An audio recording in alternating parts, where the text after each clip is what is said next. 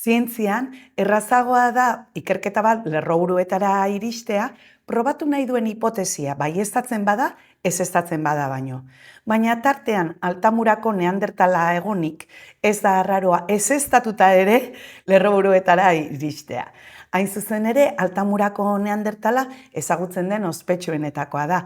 Oso ondo konserbatuta dago eta gainera itxura berezia dauka kalzifikazioak dituelako eta leku gorde batean egon delako.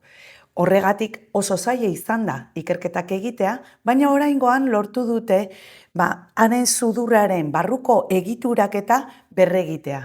Eta ohartu dira uste zutenaren kontra ez zeukala egitura berezirik hotzari aurre egiteko. Izan ere, neandertalak Europan, Asia erdialdean eta ekialde hurbilean egon ziren hedatuta, baina garai hartan hotz handia egiten zuen. Orain baino askoz tenperatura baxuagoi egin behar zieten aurre.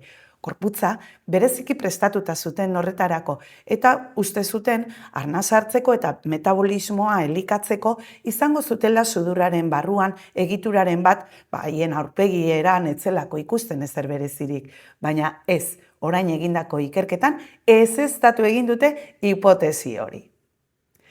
Aldiz, balioztatu dute metodo bat ikusteko otsoen gorozkietan dagoen DNA aztertuta ze espezietatik eta ze proportzioetan elikatu diren. Eta horrek balioko du jakiteko naturan daudenean zer jaten duten, izan ere hori oso zaila da.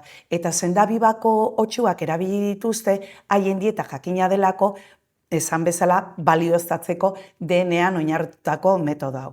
Beraz, hemendik aurrera errazagoa izango da jakitea justu zertaz elikatzen diren otsoa zatiak. Eta azkenik, gure espeziera bueltatuta, ikusi dute garunaren garapena ez dela lineala, baizik eta sare neuronaletan dauden konexioetan badaudela aldaketa nabarmen batzuk 4 adin jakinetan.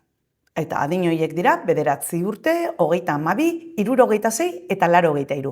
Horietako bakoitzak aro bat markatzen du eta aro horretan garunaren konexioak desberdina dira bata bestearekiko eta aldaketa handi horietan gerta liteke garapena izatea osasuntsua edo azalduak agertzea. Horregatik da garrantzitsua ikerketa hau.